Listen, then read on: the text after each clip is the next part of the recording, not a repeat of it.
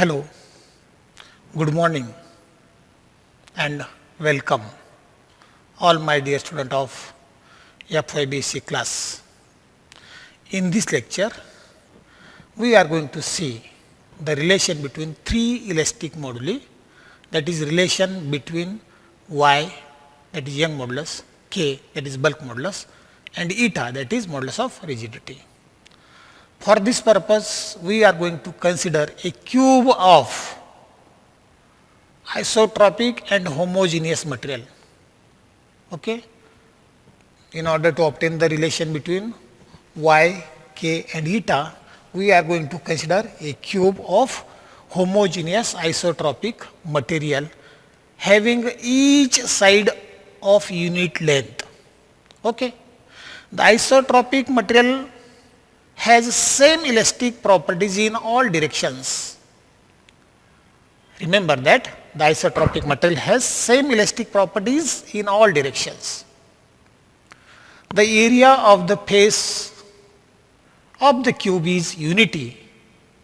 Why? Because length of every side of the cube is unity, and hence volume of the cube is also unity.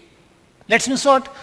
If we suppose that the length of the side of each side of cube is 1 inch or 1 centimeter, then product of 1 inch into 1 inch or 1 centimeter into 1 centimeter is equal to 1, and hence area is unity. In the same way, 1 into 1 into 1 is equal to 1. That means what? Volume is also unity. Suppose that the cube is pulled by the forces F1, F2 and F3 in all possible directions as shown in this figure. That means what? Suppose F1 is applied on the face, this face and this face, and pulled. Similarly, F2 is applied on top surface and bottom surface, and F3 is applied on front and back surfaces. What happens? Each force will produce elongation in its own direction and contraction in direction perpendicular to it. Perpendicular to it means what? Each force will produce elongation in its own direction and contraction in direction perpendicular to the direction of elongation. Okay. We know that Young's modulus is always denoted by Y, and this is nothing but the ratio of longitudinal stress to longitudinal stress, longitudinal strain. Okay. Now here, as we write, F upon A is the longitudinal stress and longitudinal strain as it is.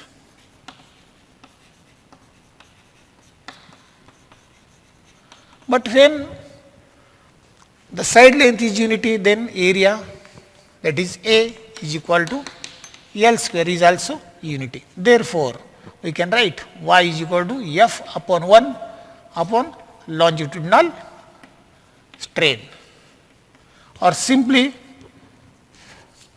longitudinal strain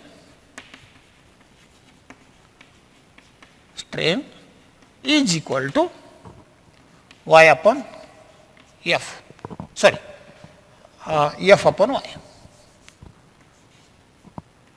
F upon Y. Okay. And we also studied the definition of Poisson's ratio, and from that definition Poisson's ratio is defined as it is the ratio of lateral strain to longitudinal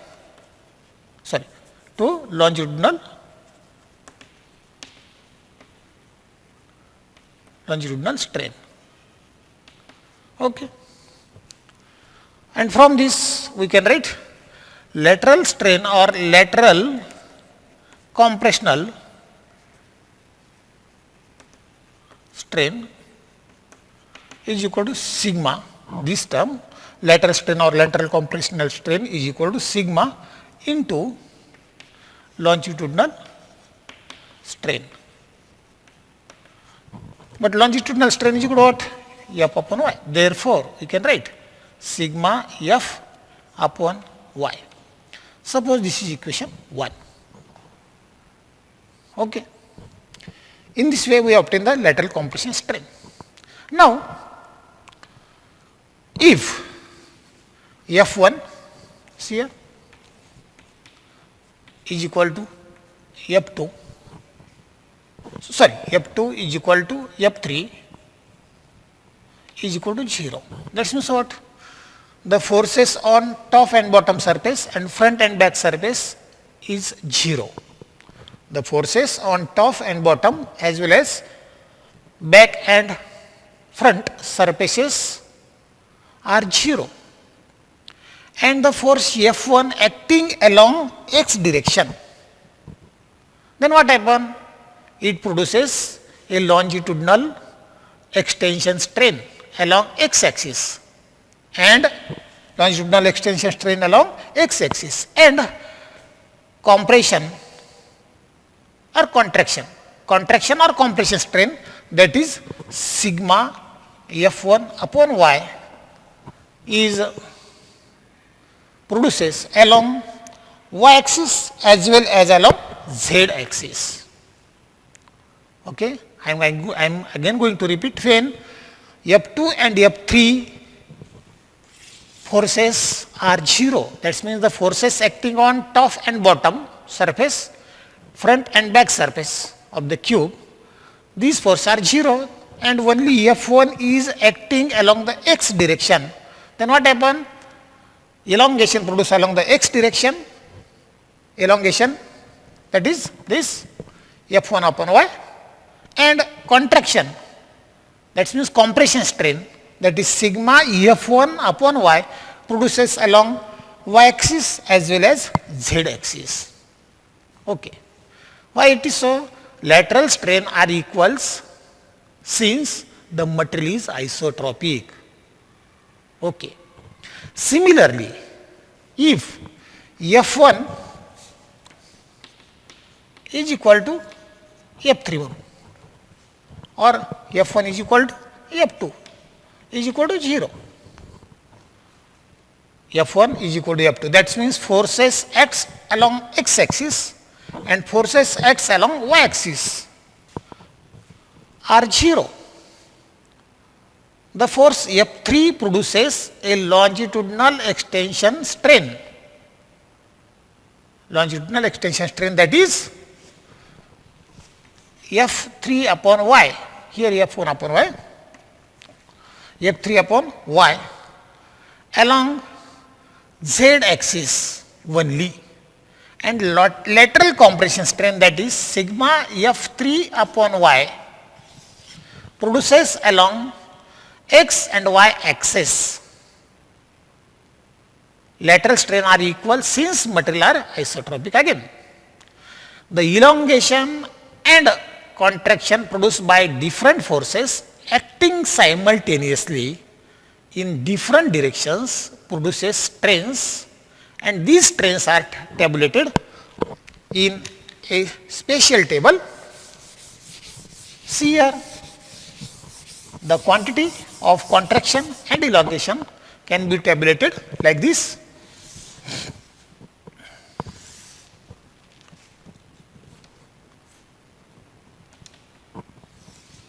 Forces and elongation or extension strain.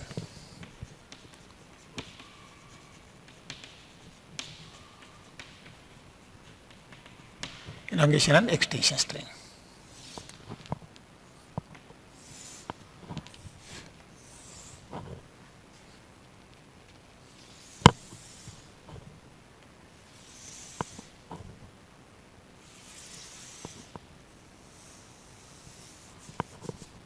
Okay, see here. There are three axes, x axis, y axis, and lastly z axis, and three forces. Force F1 along x axis, then force F2 along y axis, and force F3 along z axis. Okay. Firstly, we say that F2 and F3 are 0 and only F1 is acting along x axis. At that time, elongation F1 upon y produced along x axis, and minus sigma F2 along y is the contraction, that is negative elongation produced along x axis, and similarly sigma F2 upon y. Okay. Here F1 is F1. Okay. When this happens, when only F1 force is acting along x axis and F2 and F3 are 0. But when F2 is acting along y axis, at that time F1 and F3 are 0. At that time, what happens? F2 upon y is the elongation produced along y axis, and minus sigma F2 upon y is the contraction. Negative sign is nothing but negative elongation means contraction, because contraction and elongation are perpendicular to each other. Okay. And minus sigma F2 upon y.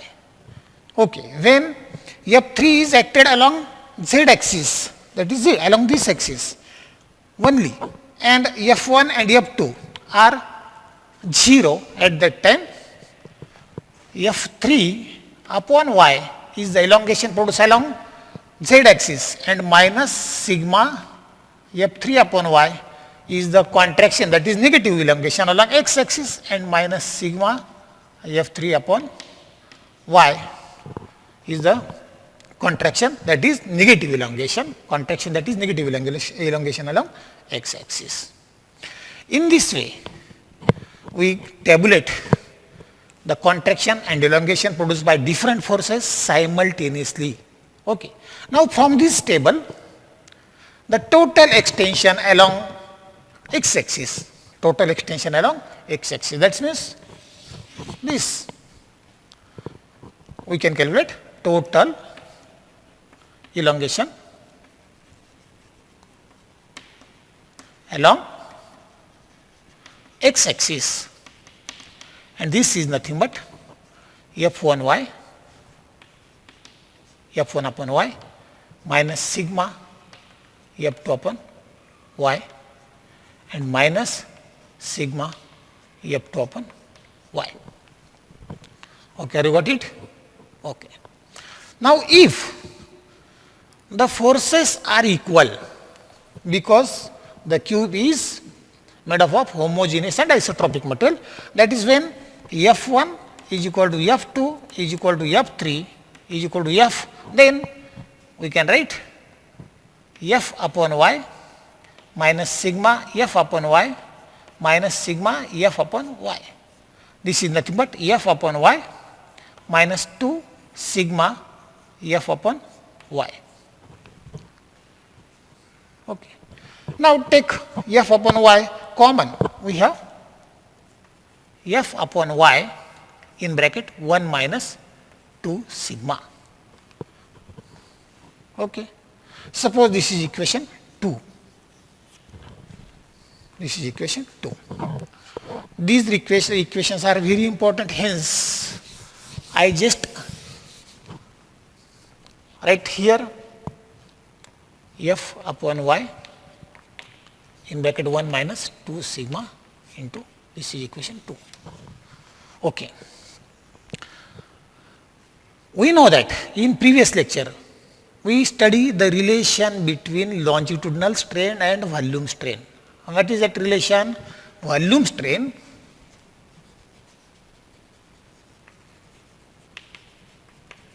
is nothing but 3 times the longitudinal strain. Okay. This is already studied in previous lecture. Okay. Now, this is the volume strain and volume stress. Therefore, volume strain according to this relation 3F upon Y, this one, into 1 minus 2 sigma. Okay. Suppose this is equation 3. We just modified this equation according to this relation and we have the equation 3. This is volume. Now, volume stress is nothing but force upon area, and area is unity, therefore only F, and suppose this is equation 4. Remember that volume stress is nothing but force per unit area, but area of the cube is unity, and hence we simply write volume stress is equal to. Okay. Now, from these two relations, that is volume stress upon volume strain, we can obtain the second elastic constant, that is bulk modulus, and it is denoted by K. Bulk modulus is nothing but volume stress upon volume strain. What is volume stress? F, this one from equation 4, and volume strain this 3F upon Y in bracket 1 minus 2 sigma. Now, solve this equation. This F is getting cancelled with this F, and we have K is equal to Y upon 3 in bracket 1 minus 2 sigma. Now, rearrange this equation. We can write from this equation. Simply take this K towards this side. Y upon 3K is equal to 1 minus 2 sigma, and this is equation 5. This equation is very useful to solve the problems, because here if Y and K of the material are known, then you can calculate Poisson's ratio, or if we are having the value of Y and sigma, or any out of 3 Y, K and eta, any two are known, then third can be calculated. Okay. So, this equation I am again, that equation is nothing but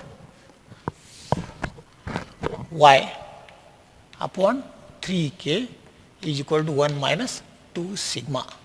This is equation number 5. This equation is very important, because when we are going to calculate the limiting value of Poisson's ratio, then this equation plays an important role, and that will be seen at the end of this lecture. Okay. Okay. Now, further, if F3 is 0, आता इथपर्यंत काय करत होतो आपण, फक्त एक force आपण apply करत होतो आणि दुसरा 0. पण दुसरा काय होतं, फक्त एक सिंगल फोर्स आपण ॲक्टिव्ह करत होतो आणि बाकीचे 2 फोर्स 0 ठेवत होतो. आता आपल्याला काय करायचं आहे, इथं सेकंड केसमध्ये एक फोर्स काय करेल, आपण काय करणार आहे, एकच फोर्स आपण समजा F3 हा 0 घेऊ. दुसऱ्या केसमध्ये F3 0 आणि F1 आणि F2 अशा पद्धतीने ॲक्टिव्ह होतील की F1 जर क्यूबला इलॉंगेट करत असेल, म्हणजेच F1 जर स्ट्रेच करत असेल, तर F2 काय करणार आहे, कॉन्ट्रॅक्ट करणार आहे, कॉम्प्रेस करणार आहे. ठरलं. पहिल्या केस, ह्या केसमध्ये काय करतो आपण, फक्त एकच फोर्स ॲक्टिव्ह ठेवत होतो आणि बाकीचे फोर्स 0 ठेवत होतो. ओके. पण आता ह्या दुसऱ्या केसमध्ये आपण काय करणार आहे, एक फोर्स 0 ठेवणार आहे, फक्त एक फोर्स, आणि राहिलेल्या 2 फोर्सपैकी एक फोर्स काय करणार आहे, क्यूबला इलॉंगेट करेल आणि दुसरा फोर्स काय करणार आहे, अपोजिटली कॉन्ट्रॅक्ट करेल किंवा कॉम्प्रेस करेल. त्यावेळेस इलॉंगेशन आणि कॉन्ट्रॅक्शन कशा पद्धतीने टॅब्युलेट करता येतात ते आपण आता बघू. Okay. Here again we are going to repeat the same table. Now for this, here the case is, second case, F3 is equal to 0. That means this force acting front and back surface of the cube are 0. And F1 elongate the cube. Sorry, F1 stretches the cube along x-axis. And F2 this compress the cube. F2 compress the cube. That is along F2 applied on top surface and bottom surface. And this F2 compress the cube. And F1 acting along this surface and this surface. This force is trying to stretch the cube. Here, remember that elongation is produced along x-axis and compression takes along y-axis. And the cube get deformed. Okay.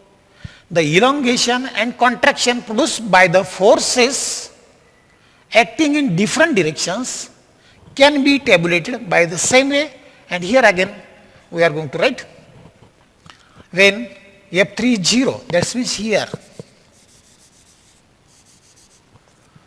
0, 0 and 0.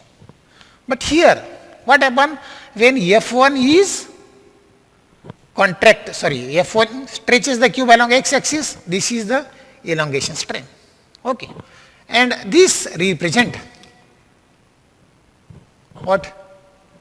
Contraction, that means compression strain. Similarly here, this table gives. Now second force F2 compresses the strain. That means here instead of negative, here we take positive and this term becomes negative, because when F1 compresses the strain, then along y-axis it is contract, it is compressed, and this is positive term and this is negative term. Okay. Now suppose that both F1 and F2 are equal, F1 and F2 are equal, then the net extension along x-axis will be equal to F1 upon y plus sigma F2 upon y.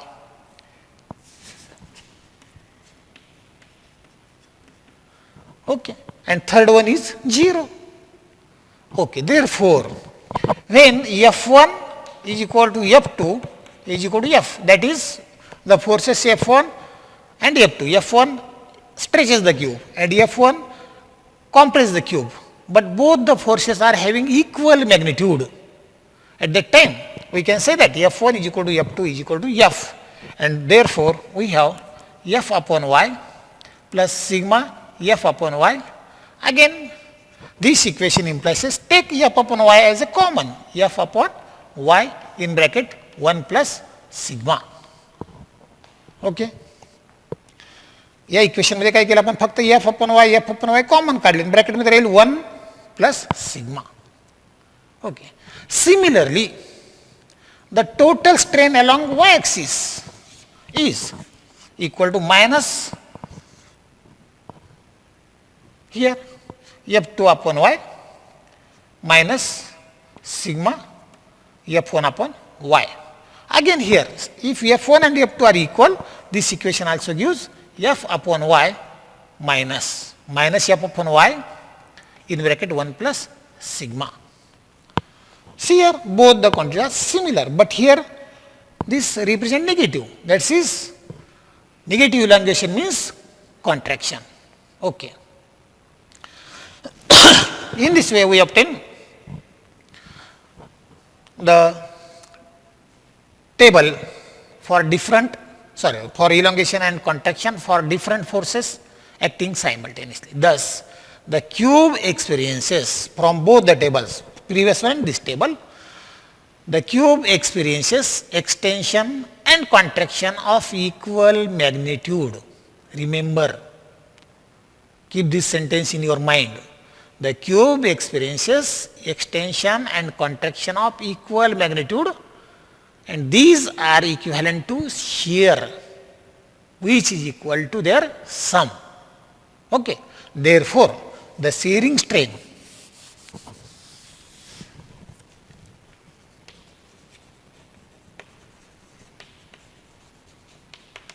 is equal to, what is shearing strain? What I say? The cube experiences extension and contraction of equal magnitude, and these are equivalent to shear, that is which is equal to the sum of these two, and this is nothing but 2 F upon y in bracket 1 plus sigma. Okay. Now we can also obtain shearing strain. Shearing strain. And shearing strain is nothing but force per unity area. Force upon A. But area of the cube is unity. Then simply we can write F. And from these two, shearing stress and shearing strain, we can obtain third modulus of elasticity, that is modulus of rigidity eta. Therefore, modulus of rigidity eta is nothing but is the ratio of shearing stress to shearing strain. Okay, and from this F upon this is shearing stress and this is shearing strain, 2 F upon y in bracket 1 plus sigma. Solve this term, we get F and F cancel with each other, and only eta is equal to y upon 1 plus sigma, 2.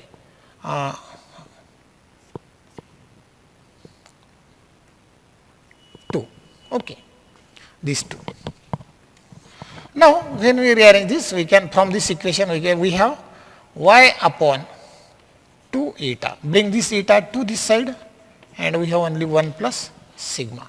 This is one more important equation, 6. Again, when we are having the value of Young's modulus and modulus of rigidity, then we can calculate the Poisson's ratio of the given material. Therefore, again I am going to notate this equation here, y upon 2 eta is equal to 1 plus sigma. This is equation 6. I am going to tell you that these two equations are very important. Question may be asked like this: obtain the relation between Young's modulus and bulk modulus for a given cube. Then you have to obtain this expression. Or question may be asked like this: obtain the relation between Young's modulus and modulus of rigidity. Then you have to obtain this equation. And both the equations are very important for problems. परीक्षेच्या वेळेस याच्यावर किंवा याच्यावर problem विचारला जातो. इथं तुम्हाला Young's modulus आणि बल्क मॉड्युलस दिलं जाईल आणि पॉइसन्स रेशो काढायला विचारलं जाईल. इथं तुम्हाला यंग्स मॉड्युलस आणि मॉड्युलस ऑफ रिजिडिटी दिलेली असेल आणि पॉइसन्स रेशो काढायला विचारलं जाईल. Okay, so these two equations are very important. Okay, now we just rearrange this equation. From this equation, sigma is equal to y upon sigma is equal to y upon 2 eta minus 1. Okay, this equation. This equation, suppose this is 7 or 8, whatever it is. This equation is also useful. We just rearrange the equation. Suppose this is equation 7 here. Sigma, from this equation, sigma is equal to y upon 2 eta minus 1. Suppose this equation 7. Number may be change this number. This is for our convenience only. Okay. Now we can substitute this value. We just rearrange this. We can substitute this value of sigma into equation 5. We have y upon 3k is equal to 1 minus 2 in bracket y upon 2 eta minus 1. Solve this equation. We have 1 minus 2y upon 2 eta minus 2. Sorry, minus minus plus 2. Minus minus plus 2. These 2 and 2 can cancel with each other, and 1 plus 2, that is 3 minus y upon eta is nothing but value of y upon 3k. Now, you can write this equation like this. See here, again solve this equation. You can obtain like this. See here, from this equation, y upon k is equal to, take 3 from this side to this side, 3 into 3, 9 minus 3 y upon eta. Or from this equation we can write y upon k plus